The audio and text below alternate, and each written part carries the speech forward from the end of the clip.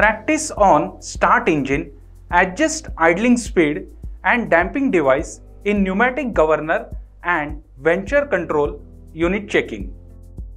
नमस्कार, माझे नाव मयूर आहे. या मॉड्यूलमध्ये आम्ही न्यूमॅटिक गव्हर्नर आणि व्हेंचर कंट्रोल युनिट तपासणीमध्ये निष्क्रिय गती आणि डॅम्पिंग उपकरण समायोजित करण्यासाठी स्टार्ट इंजिनवर सराव करणार आहोत. या अभ्यासाच्या शेवटी तुम्ही सक्षम व्हाल निष्क्रिय गती समायोजित करण्यास, न्यूमॅटिक गव्हर्नरमध्ये डॅम्पिंग उपकरण, व्हेंचर कंट्रोल युनिट तपासणीसाठी करण्यास. आता आपण आवश्यक उपकरणे, साहित्य आणि टूल्स पाहूया. आवश्यक टूल्स किंवा उपकरणे: प्रशिक्षणार्थी टूलकिट 1 नग, उपकरणे किंवा यंत्रसामग्री,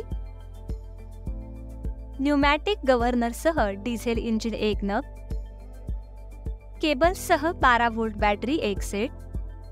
साहित्य: साफसफाईची ट्रे, सुती कापड, soap oil, diesel, engine oil, coolant.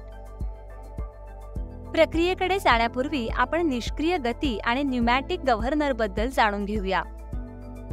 निष्क्रिय गती, ज्याला काही वेळा फक्त निष्क्रिय म्हटले जाते. इंजिन निष्क्रिय असताना इंजिन चालवते, म्हणजेच जेव्हा इंजिन ड्राईव्ह ट्रेनपासून जोडलेले नसते आणि थ्रॉटल पेडल उदासीन नसते तेव्हा इंजिन चालवते. ज्वलन इंजिनमध्ये निष्क्रिय गती सामान्यतः क्रँकशाफ्टच्या रिव्होल्यूशन्स प्रति मिनिट RPM मध्ये मोजली जाते. न्यूमॅटिक गव्हर्नर, ज्याला फ्लॅप व्हॉल्व्ह गव्हर्नर म्हणून देखील ओळखले जाते, बहुतेकदा IC इंजिनच्या इंधन इंजेक्शनवर नियंत्रण ठेवण्यासाठी नियुक्त केले जाते. वायवीय गव्हर्नर हा सर्व स्पीड प्रकारचा गव्हर्नर आहे. हे इंजिनच्या संपूर्ण गती रेंजचे नियमन करते. व्हेंचुरी इफेक्ट या ऑटोमोबाईल गव्हर्नरच्या ऑपरेशनवर नियंत्रण ठेवते. ते इंजिनच्या अंतर्ग्रहण मॅनिफोल्डमधील हवेच्या वेगाला प्रतिसाद देतात. न्यूमॅटिक गव्हर्नर 2 प्रमुख घटकांनी बनलेला आहे. व्हेंचुरी विभाग एअर इनटेक मॅनिफोल्डशी संलग्न आहे. हा भाग वायुप्रवाह वेगाचे निरीक्षण करतो आणि त्यावर आधारित व्हॅक्यूम तयार करतो. यात एक्सिलरेटर पेडलला बटरफ्लाय व्हॉल्व्ह जोडलेला आहे. फ्युएल इंजेक्शन लाईनवर डायफ्राम युनिट स्थापित केले. इंधन पंपाच्या शेवटी स्थापित केलेले डायफ्राम उपकरण व्हेंचुरी युनिटने तयार केलेल्या व्हॅक्यूममध्ये वाढ किंवा घट यावर आधारित इंधन वितरण व्यवस्थापित करू शकते. डायफ्रामच्या एका बाजूला स्प्रिंग जोडलेले असते, तर दुसऱ्या बाजूला कंट्रोल रॉड जोडलेले असते. चला प्रक्रियेसह प्रारंभ करूया. तपासणी सुरू करण्यासाठी FIP-च्या घट्टपणाची तपासणी करून प्रारंभ करा.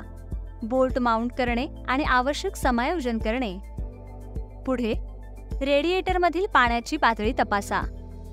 पाण्याची पातळी आवश्यक थ्रेशोल्ड पूर्ण करते याची खात्री करा. जर ते खूप कमी असेल तर ते त्वरित वर करा. रेडिएटरची तपासणी केल्यानंतर संपमधील वंगण तेलाची पातळी तपासा आणि जर ते आवश्यक पातळीवर नसेल तर ते टॉपअप करा.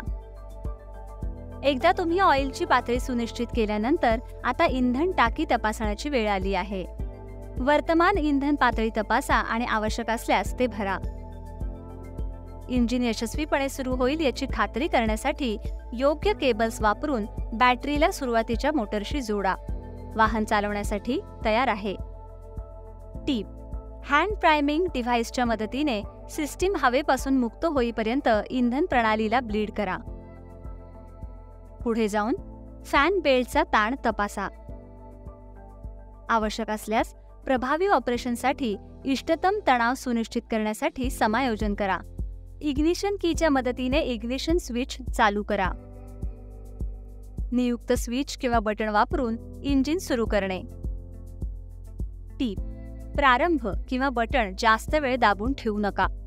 इंजिन सुरू झाल्यानंतर लगेच स्टार्टर बटण सोडा. इंजिन यशस्वीरित्या सुरू केल्यानंतर प्रवेगक किंवा थ्रॉटल लिव्हरच्या मदतीने हळूहळू इंजिनचा वेग वाढवा.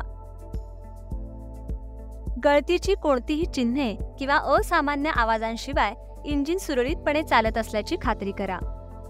निरीक्षण केल्यानंतर प्रवेगक लिव्हर सोडा, ज्यामुळे इंजिन हळूहळू कमी होऊ द्या. इंजिन मंद गतीने चालत असल्याची खात्री करा आणि कोणत्याही असामान्य कंपनासाठी इंजिनचे काळजीपूर्वक निरीक्षण करा. प्रवेग दरम्यान हे कसून मूल्यमापन इंजिन चांगल्या प्रकारे कार्य करते याची खात्री देते आणि त्याच्या एकूण कार्यक्षमतेबद्दल अंतर्दृष्टी प्रदान करते. इंजिनची तपासणी पूर्ण केल्यानंतर व्हेंचर थ्रोटमध्ये स्थित बटरफ्लाय व्हॉल्व्हचे स्पिंडल आणि लिंकेज वंगण घालणे. त्यानंतर सुस्त ॲडजस्टिंग नट हळूवारपणे सोडवण्यासाठी रिंग स्पॅनर वापरा. इंजिनच्या गतीचे निरीक्षण करताना स्क्रूड्रायव्हरसह निष्क्रिय स्क्रूमध्ये समायोजन करा. निर्मात्याने निर्दिष्ट केल्यानुसार इंजिनचा योग्य निष्क्रिय वेग RPM सेट करा. एकदा साध्य झाल्यावर स्क्रूड्रायव्हर ठेवा आणि नटला स्थितीत लॉक करा. दाखवल्याप्रमाणे कमाल गती समायोजित करा. ही टप्प्याटप्प्याने प्रक्रिया निष्क्रियता आणि कमाल गती या दोन्हीमध्ये अचूक समायोजन सुनिश्चित करते. उत्पादकाच्या वैशिष्ट्यांनुसार इंजिनची कामगिरी अनुकूल करते. पुढील कार्य म्हणजे यांत्रिक मोटर वाहनातील व्हेंचर कंट्रोल युनिट तपासणे. तयारी. तपासणी प्रक्रियेदरम्यान सुरक्षितता सुनिश्चित करण्यासाठी बॅटरीचे निगेटिव्ह टर्मिनल डिस्कनेक्ट करून सुरुवात करा. व्हेंचर कंट्रोल युनिट VCU शोधा. वाहनातील व्हेंचर कंट्रोल युनिटचे विशिष्ट स्थान ओळखा. हे सामान्यतः इंजिनच्या कंपार्टमेंटमध्ये किंवा इतर नियुक्त केलेल्या भागात आढळते. दृश्यमान तपासणी. VCU आणि त्याच्या आसपासच्या घटकांची दृश्य तपासणी करा. शारीरिक नुकसान, सैल कनेक्शन किंवा दृश्यमान झिजेची कोणतीही चिन्हे पहा. वायरिंग आणि कनेक्टर तपासा. VCU शी जोडलेल्या वायरिंग हार्नेसची तपासणी करा. उघड्या वायर, कट किंवा इन्सुलेशनला नुकसान नसल्याचे सुनिश्चित करा. सर्व कनेक्टर सुरक्षितपणे जोडलेले असल्याची सत्यापित करा. हवेशीरपणाची तपासणी करा. अतिउष्णता टाळण्यासाठी VCU पुरेसे हवेशीर असल्याची पुष्टी करा. योग्य वायू प्रवाहात अडथळा आणू शकणारे कोणतेही अडथळे किंवा अवशेष तपासा. Diagnostic scan tool. वाहनाच्या मेक आणि मॉडेलशी सुसंगत डायग्नोस्टिक स्कॅन टूल वापरा. स्कॅन टूलला OBD टू पोर्टशी कनेक्ट करा आणि VCU मध्ये संचयित केलेले कोणतेही त्रुटी कोड पुनर्प्राप्त करा. चौकशी त्रुटी कोड. स्कॅन टूलमधून मिळालेल्या एरर कोडचे पुनरावलोकन करा. VCU द्वारे आढळलेल्या विशिष्ट समस्या समजून घेण्यासाठी वाहनाच्या सेवा पुस्तकासह या कोड्सचा परस्पर संदर्भ घ्या. कार्यात्मक चाचणी. डायग्नोस्टिक स्कॅन टूल वापरून कार्यात्मक चाचण्या करा. VCU शी कनेक्ट केलेले विविध घटक सक्रिय करा आणि योग्य प्रतिसाद आणि सिग्नल सुनिश्चित करण्यासाठी रिअल टाइम डेटाचे निरीक्षण करा.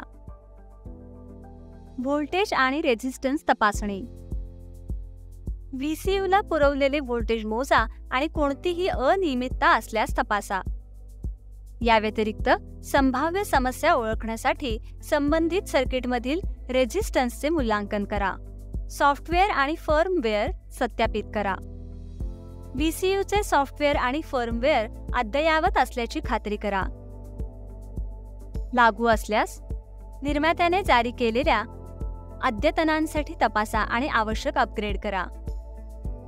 उत्पादक मार्गदर्शक तत्वांचे पुनरावलोकन करा.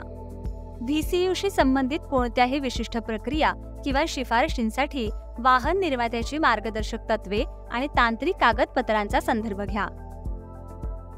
दस्तऐवज निष्कर्ष. त्रुटी कोड, व्होल्टेज रीडिंग आणि तपासणी दरम्यान आढळलेल्या कोणत्याही विकृतीसह सर्व निष्कर्षांची नोंद करा. पुढील विश्लेषण आणि समस्या निवारणासाठी हे दस्तऐवजीकरण मौल्यवान असेल.